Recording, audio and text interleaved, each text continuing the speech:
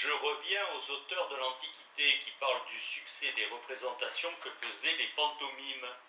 Lucien se déclare lui-même zélé partisan de l'art des pantomimes, et l'on sent qu'il avait du plaisir à raconter les faits qui pouvaient faire honneur à cet art. Il dit entre autres choses qu'un philosophe cynique traitait de badinage puéril l'art de ces comédiens muets, et qu'il le définissait un recueil des gestes que la musique et l'appareil de l'exécution faisaient passer. Mais un pantomime de la cour de Néron, pour montrer à ce philosophe qu'il avait tort, exécuta devant lui en déclamation muette et sans aucun accompagnement les amours de Mars et de Vénus. Le cynique fut obligé de tomber d'accord que l'art du pantomime était un art réel. Lucien raconte encore qu'un roi des environs de Pont-Euxine, qui se trouvait à Rome sous le règne de Néron, demanda à ce prince avec beaucoup d'empressement un pantomime qu'il avait vu jouer pour en faire son interprète en toute langue. Cet homme, disait-il, se fera entendre de tout le monde, au lieu que je suis obligé de payer je ne sais combien de truchements pour entretenir commerce avec mes voisins, qui parlent plusieurs langues différentes et que je n'entends point. Nous sommes aussi peu capables de décider sur le mérite de l'art des pantomimes que sur le mérite du partage de la déclamation entre deux acteurs. Nous ne les avons pas vus représenter. Il me semble néanmoins que les personnes qui se plaisent à voir la comédie italienne, et principalement celles qui ont vu jouer le vieil Octave, le vieux Scaramouche et leurs camarades Harlequin et Trivelin, sont persuadés que l'on peut bien exécuter plusieurs scènes sans parler. Mais nous pouvons alléguer des faits qui prouveront mieux que des raisonnements que cette exécution est possible. Il s'est formé en Angleterre des troupes de pantomime, et même quelques-uns de ces comédiens ont joué à Paris sur le théâtre de l'Opéra Comique, des scènes muettes que tout le monde entendait. Quoique Roger n'ouvrît point la bouche, on comprenait sans peine tout ce qu'il voulait dire. Quel apprentissage Roger avait-il fait en comparaison de celui que faisaient les pantomimes des anciens? Roger savait-il seulement qu'il n'y eut jamais eu de Pylade et un Bathile? Il y a environ 20 ans qu'une princesse, qui joint à beaucoup d'esprit naturel, beaucoup de lumière acquise, et qui a un grand goût pour les spectacles, voulut voir un essai de l'art des pantomimes anciens, qui put lui donner une idée de leur représentation plus certaine que celle qu'elle avait conçue en lisant les auteurs. Faute d'acteurs instruits dans l'art dont nous parlons, elle choisit un danseur et une danseuse qui véritablement étaient l'un et l'autre d'un génie supérieur à leur profession, et pour tout dire capables d'inventer.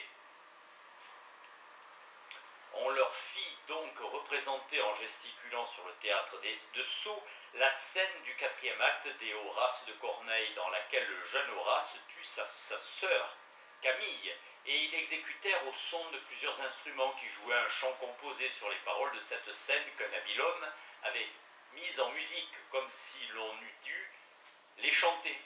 Nos deux pantomimes novices s'animèrent si bien réciproquement par leurs gestes et par leur démarche, où il n'y avait point de pas de danse trop marqués, qu'ils en vinrent jusqu'à verser des larmes. On ne demandera pas s'ils touchèrent les spectateurs. Nous savons aussi que les Chinois ont encore aujourd'hui des comédiens qui, comme les pantomimes, jouent sans parler, et que les Chinois aiment beaucoup ces comédiens. Les danses des Persans ne sont-elles pas des scènes de pantomime? Ce qui est certain, c'est que l'art des pantomimes charma les Romains dès sa naissance, qu'il passa bientôt dans les provinces de l'Empire les plus éloignées de la capitale, et qu'il subsista aussi longtemps que l'Empire. L'histoire des empereurs romains fait mention plus souvent des pantomimes fameux que des orateurs célèbres. Les Romains étaient épris des spectacles, comme on le voit dans le traité de la musique qui est dans les œuvres de Plutarque. Tous ceux qui se mettent à la musique se donnent à la théâtrale pour délecter. Or les Romains préféraient les représentations des pantomimes à celles des autres comédiens. Nous avons vu que cet art avait commencé sous Auguste. Il plaisait beaucoup à ce prince et bat-il enchanté Mécène. Dès les premières années du règne de Tibère, le Sénat fut obligé de faire un règlement pour défendre aux sénateurs de fréquenter les écoles de pantomime et aux chevaliers romains de leur faire cortège dans les rues. On n'avait pas fait ce règlement sans nécessité. Défense aux sénateurs d'entrer dans les maisons des pantomimes, défense aux chevaliers romains de les escorter lorsqu'ils sortaient dans la rue. Quelques années après, il fallut chasser de Rome les pantomimes.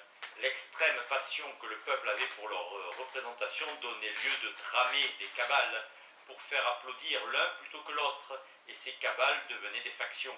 Nous voyons même dans une lettre de Cassiodore que les pantomimes avaient pris des livrées différentes, les pantomimes, à l'imitation de ceux qui conduisaient les chariots dans les courses du cirque. Les uns s'appelèrent les bleus et les autres les verts.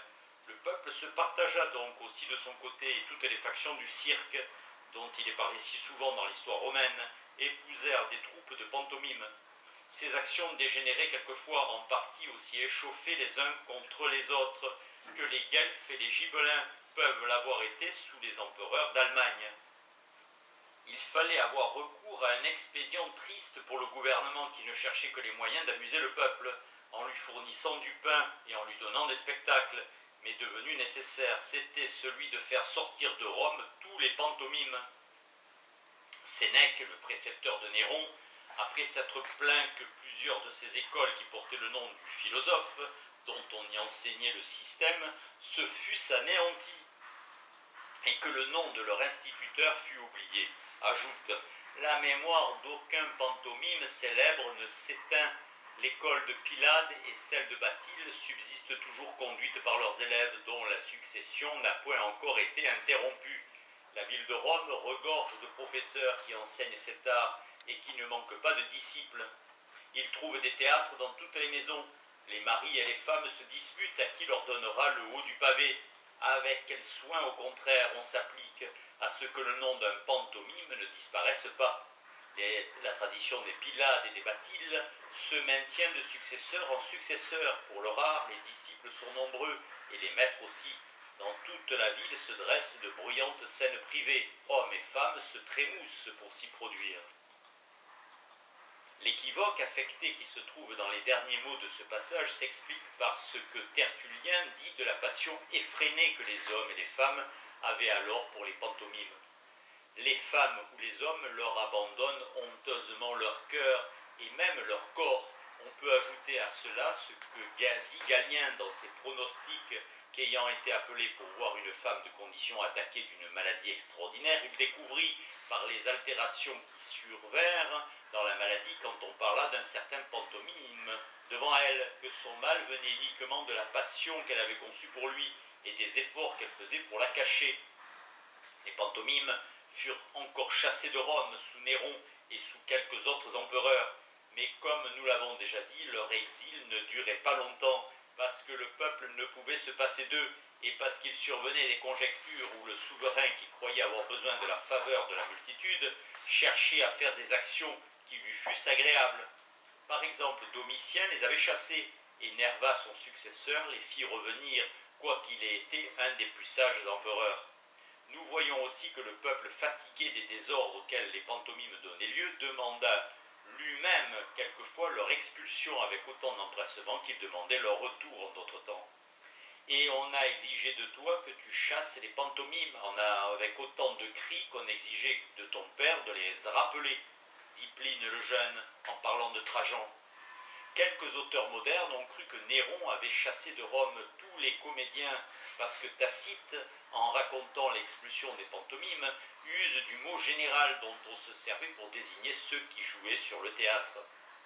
Il chassa d'Italie tous les histrions, dit Tacite. C'était l'unique moyen d'empêcher les tumultes qui naissaient au théâtre. On ne trouva d'autre remède que de chasser les histrions d'Italie. Mais on peut encore faire voir qu'il n'y eut alors que les pantomimes de chasser, et que Tacite, par une négligence excusable, en un pareil sujet a mis le nom du jare pour le nom d'une de ces espèces. La première raison, c'est que Tacite, immédiatement après les mots que je viens de citer, ajoute une circonstance qui prouve bien que Néron n'avait pas fait fermer les théâtres. Il ordonna, dit cet historien, que dorénavant, les soldats monteraient une garde au théâtre, comme il avait monté précédemment.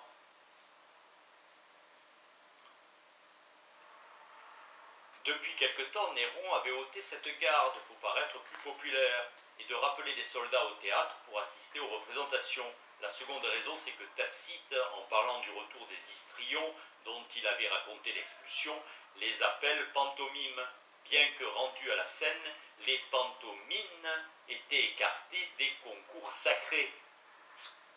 Quand on finit les représentations somptueuses des anciens de l'excellence de leur chant, l'art des pantomimes, celui des comédiens qui savaient exécuter la déclamation partagée en deux tâches, l'art des compositeurs de déclamation, en un mot plusieurs des arts subordonnés à la science de la musique, auront péri suivant les apparences quand les représentations somptueuses qui avaient donné l'être à la plupart de ces arts musicaux et qui faisaient subsister ceux qui les cultivaient, auront cessé sur le théâtre de Marcellus et sur les autres théâtres vastes et capables de contenir des milliers de spectateurs. En quel temps précisément ces théâtres magnifiques, et dont la grandeur avait donné lieu à mettre dans la représentation des pièces dramatiques, tous les raffinements dont nous avons parlé furent-ils abandonnés? Je réponds, nous voyons bien dans les ouvrages de saint Augustin, qui mourut en l'an 430 de l'ère chrétienne, que dès son temps les théâtres commençaient à se fermer dans la plupart des villes de l'Empire romain. L'inondation des barbares, qui se répandait dans tout l'Empire, ôtait au peuple des pays désolés le moyen de faire la dépense des spectacles.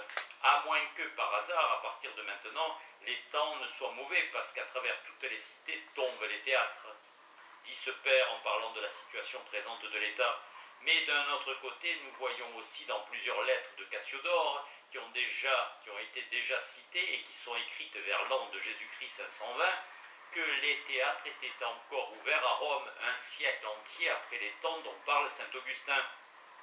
Les grands théâtres de cette capitale n'avaient pas été fermés ou bien on les avait rouverts.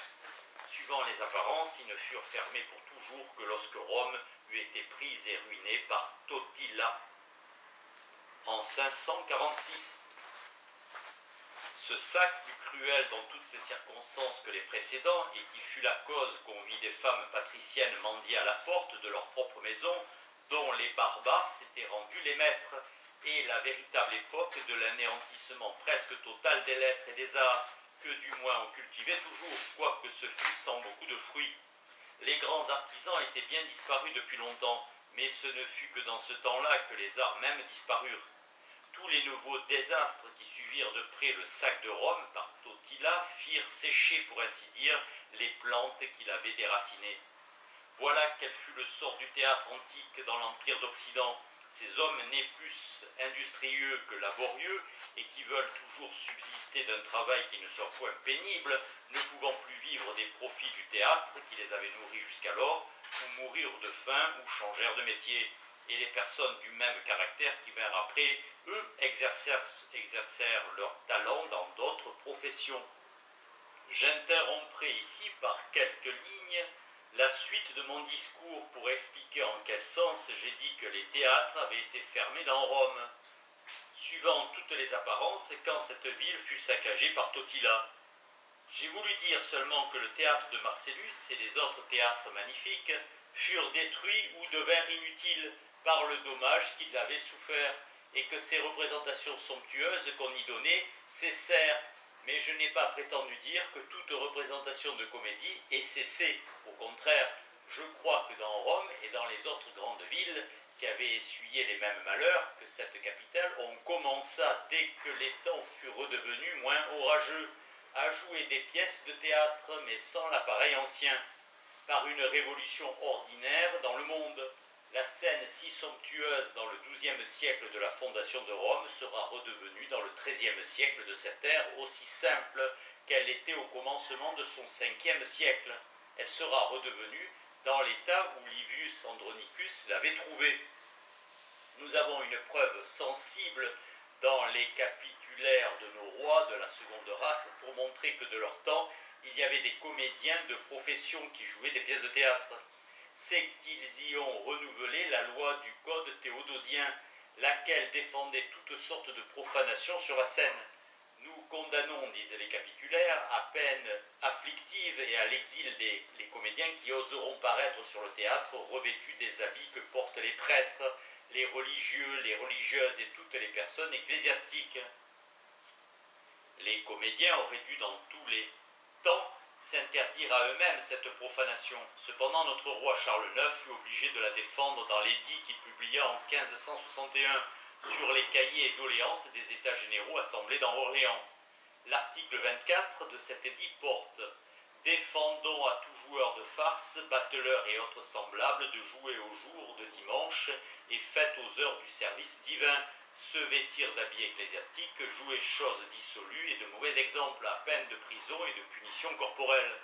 Ce qui prouve que cette loi ne fut point exactement observée, c'est qu'elle fut renouvelée dans l'édit que publia le roi Henri III sur les remontrances des États généraux assemblés à Blois en 1576. On aurait aujourd'hui peine à le croire, ces lois si sages ne furent point encore observées. Voici ce qu'on trouve à ce sujet dans un livre intitulé Remontrances très humble au roi de France et de Pologne, Henri III du nom, imprimé en 1588 et à l'occasion des États généraux que ce prince venait de convoquer et qu'on appelle communément les seconds États de Blois, parce qu'ils furent encore tenus dans cette ville. Il y a encore un autre grand mal qui se commet et tolère principalement en votre ville de Paris, au jour des dimanches et fêtes, lequel est d'autant plus grand préjudice à l'honneur de Dieu et à la sanctification de ses fêtes qu'aucun autre, et qui est plein d'un si grand abus que je l'estime avec les plus sages suffisant pour attirer les malédictions de Dieu sur vous et sur votre royaume, spécialement sur la dite ville de Paris, où telle méchanceté est plus autorisée qu'en un autre lieu de votre royaume. Ce sont les jeux et spectacles publics qui se font les 10 jours de fête et dimanche, tant par des étrangers italiens que par des Français, et par-dessus tout, ceux qui se font à un cloque et maison de Satan nommé l'Hôtel de Bourgogne, par ceux qui abusivement se disent confrères de la passion de Jésus-Christ.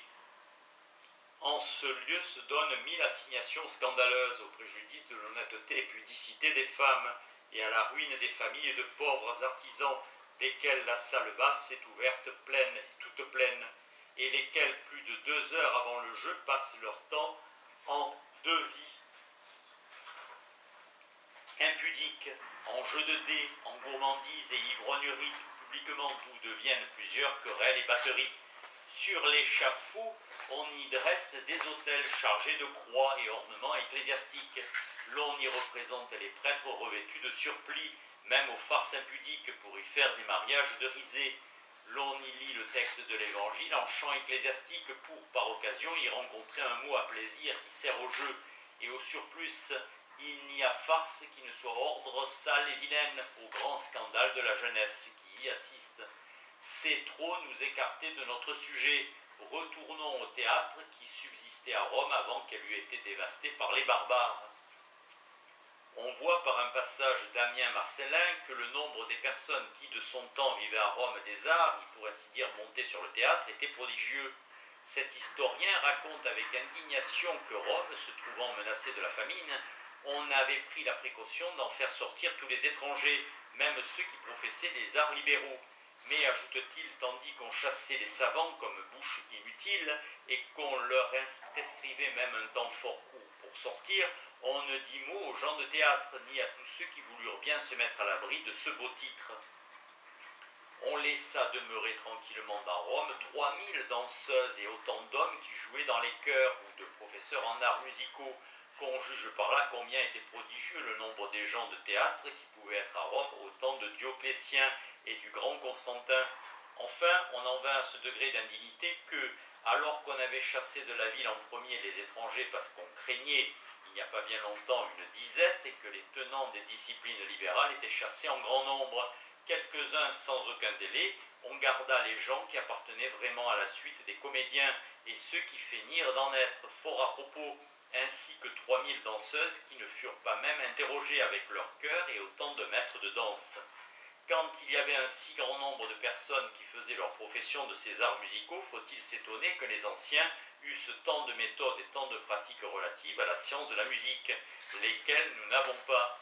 C'est la multitude des artisans qui font profession d'un certain art qui lui donne de l'étendue et qui est cause qu'il se subdivise en plusieurs arts particuliers. La science de la musique subsista bien après la clôture des théâtres, mais le plus grand nombre des arts musicaux périt donc pour toujours. Je ne cache pas même qu'il ne soit resté aucun monument de la musique rythmique, de l'organique, de l'hypocritique et de la métrique. Nous retrouvons les règles de la musique poétique dans les vers des anciens, et je crois que l'Église peut bien nous avoir conservé quelques-unes de leurs mélopées dans le chant de son office. Parmi les réponses aux questions des chrétiens, ouvrage attribué à Saint Justin, martyr, qui vivait dans le second siècle, on en trouve une qui décide que les fidèles pouvaient employer à chanter les louanges de Dieu, des airs composés par les païens, pour des usages profanes, à condition qu'on exécutât cette musique avec modestie, comme avec décence. Ce passage peut s'expliquer par ce que dit saint Augustin dans un des discours qu'il prononça aux anniversaires du martyre de saint Cyprien. Les circonstances du temps et du lieu font voir que ce passage doit s'entendre des chrétiens. D'ailleurs, ce fut l'évêque qui fit cesser le désordre.